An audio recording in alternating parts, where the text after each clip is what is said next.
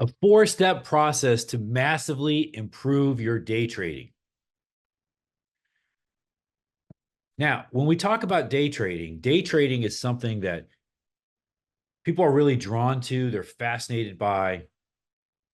Day trading represents a path for people to get rich quick. This is why there's so much interest in it. And in some respects, there's more interest in day trading now than there ever has been. This new generation that's in their 20s and their 30s, they work from home and they look at day trading as something that they can do to either supplement or replace the income from their job. And they see the stories on Reddit and places like this where people are making 10, 20, 50, $100,000 in a day. And they're like, I want to do this.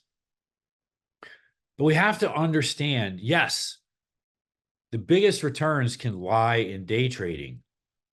But one thing that's so interesting is that in trading, wherever the biggest returns are, right next to the biggest returns is bankruptcy. That's right. Literally, we can plot a graph of where you would make the most money in a strategy, and right next to where you make the most money is ruin or bankruptcy. So day trading can be the best way to make money, but it's also the fastest way to go bankrupt. It's also the fastest way to completely fuck up your mind. It can be very dangerous. So let's talk about this for a moment. Why is that? So I've never been a big gambler. And one of the reasons I've never been a big gambler is I know that when I go to the casino, or if I were to play the lottery or bet on sports or whatever the case may be, particularly let's say the casino, the odds of me winning are usually against me. Most games, the odds are in favor of the house. And in some games like blackjack, yes, you can be patient. You can understand how to count cards. And in the right situation, you can generate a favorable edge.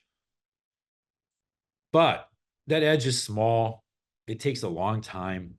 And I'm like, why do I want to do this when I can trade?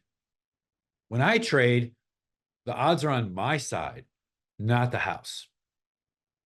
And when I trade, I can make so much more. I can generate such bigger edges than I can if I gamble. So I just never been interested in it. Now, my dad was a big gambler, and we used to do these father-son trips. So he'd go off and play craps for hours. And so for a while, I was playing blackjack just to kind of pass time. But what I found for me, what was the most interesting was that I would watch the other players. I didn't really care so much about myself. It just became a psychological exercise that I would watch the plays that other players would make in blackjack. And I would consistently see them make stupid bets where they would bet against the odds. Now, their justification was they had a hunch, they had intuition that if they went against the odds this time, it would work out. Now, sometimes it did, but of course, the odds were against them. So most of the time they failed. But the big thing I saw was I saw gamblers completely fall apart while they were playing blackjack. So in gambling, they call it going on tilt. Going on tilt is basically when you lose self-control and you lose all your money. Now, why is this? Well, in gambling, like when I play blackjack or I do slots or craps or whatever the case may be, roulette, when the time between when I place the bet and when I get feedback about whether I won or lost is really, really short. It's almost immediate, right? If you think about blackjack, we play a hand, depends how many other players are playing, but we're going to play that hand in a minute to 3 minutes. And I'm going to hit feedback about whether I won or lost. Roulette, place my bet, they spin the wheel. Wheel spins for 20 seconds or so. Boom, I get feedback whether I won or lost. Craps, everybody places their bets. I throw the dice. And as soon as the dice stops, I have feedback about whether I won or lost.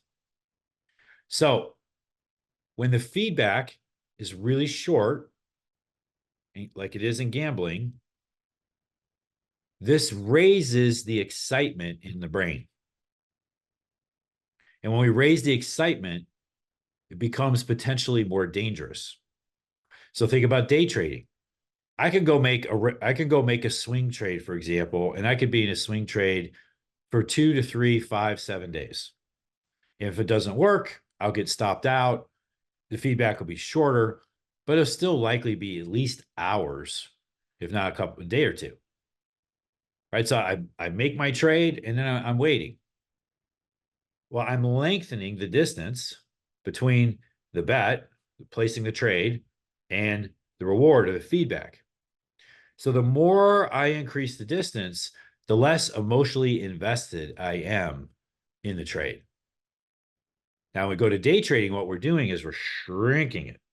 Right now in day trading, I have trades that I'm making that I'll be in for 5 to 10 minutes, an hour. And again, usually in these trades, when you're wrong, you get feedback faster. And when you're right, it takes longer. This is also interesting because how it plays on the mind. So when I get feedback quickly that I'm wrong, it's the same way as losing in the game in a casino. So I lose, and so what can I do? I can come right back and make another bet. I can come right back and make another bet. And then is if I come back and make another bet and I lose again, then my anxiety starts to rise. And a lot of times what happens is rather than walk away and say, you know what, I've lost 3 bets in a row, I probably should take a break. No. In day trading or at the casino, you'll see in the gambler, there starts to be like, oh my gosh, I lost this money. I need to get it back. So I need to place another bet. If I place another bet, I can get my money back. If I place another bet, I can get my money back. Well, I lose, and I lose, and I lose. Well, if I place another bet, I'll get my money back. So I place another bet, and I lose. And not only that, the mind starts to think about to get my money back, I need to bet bigger. I bet 25 bucks and I lose. So I'm down 25 bucks. Right. So then maybe I do that for the first 2 bets. So I'm down 50 bucks. But now I'm like, oh my gosh, I'm down 50 bucks. I need to get this money back. I know what I'll do. I'll bet 50 bucks. And if I win, I'll be back to even. So I bet 50 bucks. I lose. Now I'm down 100.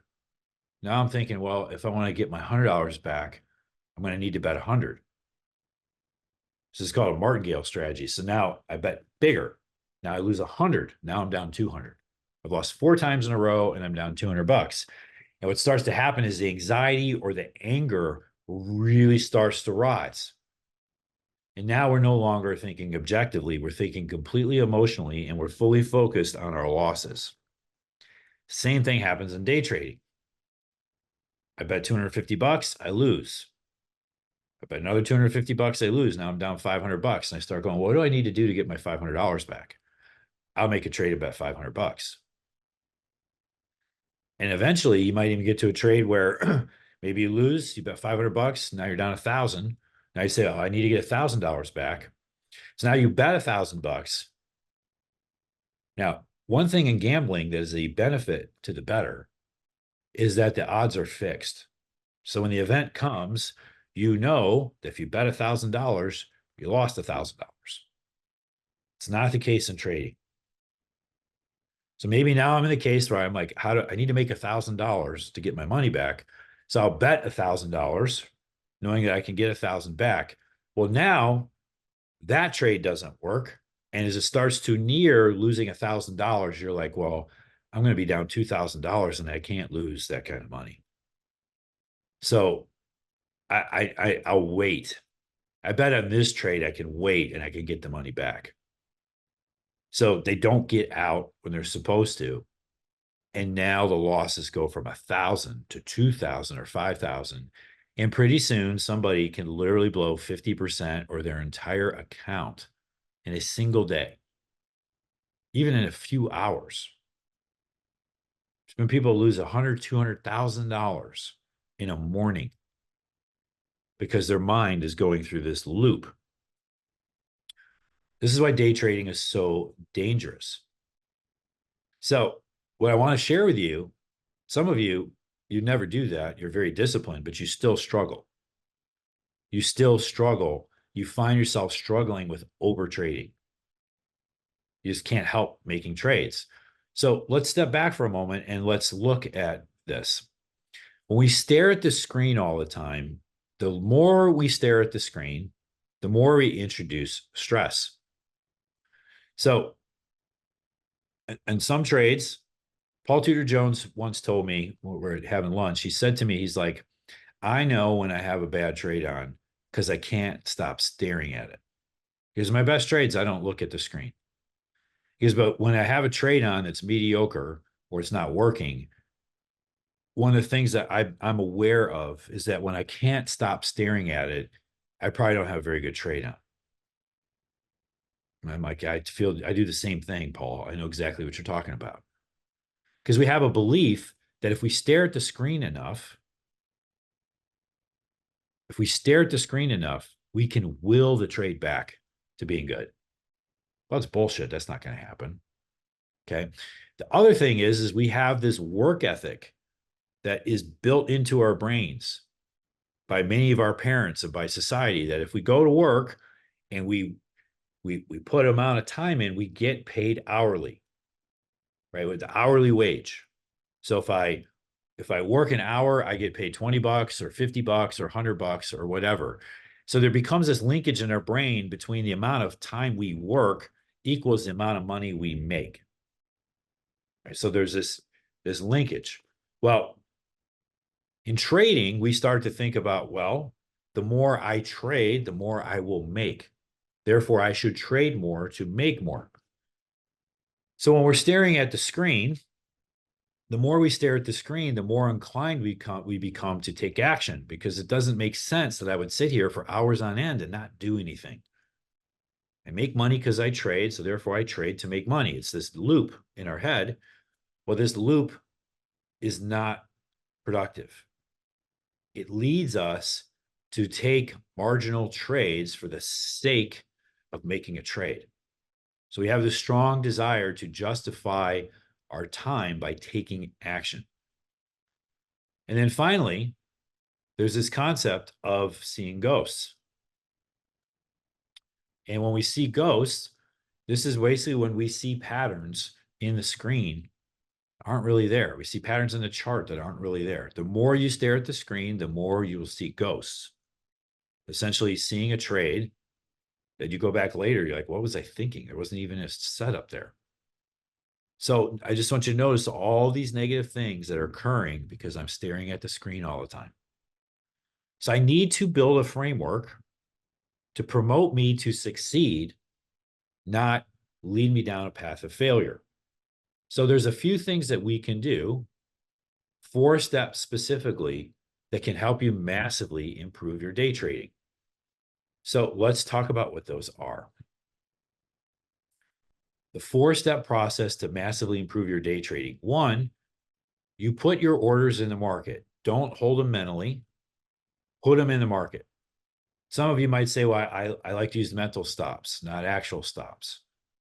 Or, I don't like having my level out there in the market. I need to get feedback. Well, that's fine. And you can 1, replace it with alerts, or 2, you can put smaller size in. You could work a 1 lot. You could work 10 shares, whatever the case may be. You can put an order in the market. Orders in the market are real, and you will pay attention when they get executed. So you put your market orders in the market, you get them all out there. So there's nothing for you to think about. And these orders are based off of what you see. So I'm going to buy this level. And if I buy this level, then I'll put a stop in here. And there's complex orders you can use that I can buy this level. And when I buy it, it'll put a stop and a target in. I can pre-program all of that in advance. So that's what I do. I have all of that in the market ready to go. Then I set any necessary price alerts. So if there's a key level I'm monitoring and it gets down to that level and I really want to focus in and stalk a buy, well, then I'll put that price level in. If I have a trade on and it's working and there's a level that I want to make sure if it gets up there, I want to go take a look at because I want to look at hedging my trade or peeling my trade, well, then I will put an order in at that, or I'll put an alert in at that level. So I put my orders in, I set all my price alerts. Then we move on to step 3, which step 3 is we set time alerts. So if we're trading a time frame, for example, let's say you're trading 60-minute bars. Well, you'll set an alert for 5 minutes before the 60 minutes is up, and you'll come back at the end of the hour. And you'll evaluate everything that's going on as you transition from the end of the hour to the new hour. You'll reset your orders. You'll reset your price alerts. And then you'll set another time alert for an hour from now, or 5 minutes before the hour ends. So what you can see what's happening is we're only returning to the screen when there is something that we need to do, something we need to look at, right? So we're only coming, we always come to the screen with a purpose. We never just hang out in front of the screen. We never just hang out and watch. We come with a purpose. We get done what we need to get done, and then we get out of there. Okay. So when the alerts go off, if a price alert goes off, then we return to the screen and we evaluate what's going on in the market. If you're close to having a trading entry, then you stay and you watch the chart because you're there for a purpose. You're there to stalk an entry. You're there to stalk an exit. If it's a new period, you reevaluate your levels and you reset your alerts, and then you move on. This concept of force checking can massively change the satisfaction that you have with your trading because you won't be in front of the screen all the time. You can be off doing other things. You could be learning something new. You could be journaling. You could be doing research on your trades. You could be watching a TV show or hanging out with your wife or working out.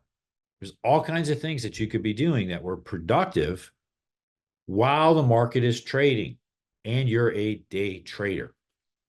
So, but this takes discipline, and it takes letting go of some of the attachments you have to watching what's going on. But this all comes down to a key question that I ask all my students all the time. It's a very simple question. And the question is, what do you want? What do you want? So what do you want from day trading? And be real honest with yourself. Are you there to make money? Are you there for the excitement? If you're there for the money, awesome. This 4-step process will really serve you well because I'm just here to make money and that's it. I don't care about anything else. I'm just here to make money. So I'll work this process. I'll be disciplined and I'll make money and I'll enjoy my life while I'm making money. If you're there for the excitement, you got to ask yourself a different set of questions. Because if you're there for the excitement or you're there for the thrill, then you really are a gambler. You're really a gambler. And you have to be honest with yourself that you're in danger of taking some massive losses. You're in danger of, at minimum, of getting ground down and failing. Which is it? Got to be clear about what you want. There's lots of, look, I know lots of traders who love excitement. Okay, they love excitement. There's nothing wrong with that, but you have to frame it in the right way. Do not get your excitement by day trading 5-minute bars in GameStop or whatever the case may be. Go get your excitement, go make your money day trading, and go bungee jump. Go sign up for a race car program and go drive race cars at 150 miles an hour on a track. If you love adrenaline, go get your adrenaline somewhere else besides the market. If you get your adrenaline in the market, you will die. If you do it somewhere else, you can have fun with it. You can meet this need you have for excitement for the rush and leave the trading and just making money. So if you like this episode of Trader Tip Tuesday, make sure you check out last week's episode, which was the 6 B's of becoming a great trader. And as a gift to you, we have the debriefing form that we use for the 6 Bs of becoming a great trader. That debriefing form is something that you can use every day to debrief your trading. So if you look in the comments section below, you'll see the link that you can click on the link to be able to get that free debriefing form. So remember, this is Trader Tip Tuesday, where every Tuesday I come to you with a tip like today with force checking to help you take your performance to an elite level.